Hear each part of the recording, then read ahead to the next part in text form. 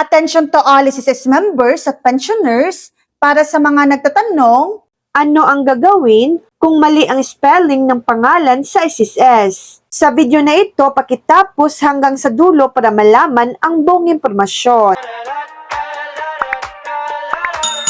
Kung mali ang spelling ng pangalan sa SSS record, maaari po itong ipakorek. Kung simpleng typo lang, halimbawa, isang letra ang mali, may kulang or sobrang space o special character, maaari itong gawin sa my.sss o sa SSS branch gamit ang member data change request or SSS Form E4. Kung mas malaking pagbabago ang kailangan, karaniwang kailangan ng PSA birth certificate o passport bilang supporting document. Kung totally magkaiba ang pangalan, maaaring mangailangan ng karagdagang affidavit o dokumento. Kung pupunta sa branch, dalhin ang SSS Form E4, valid ID at original o certified copy at photocopy ng supporting document. Kung isang letra lang ang mali sa pangalan, mas simple po ang proseso. Huwag gumawa ng bagong SSS number dahil lang sa maling spelling.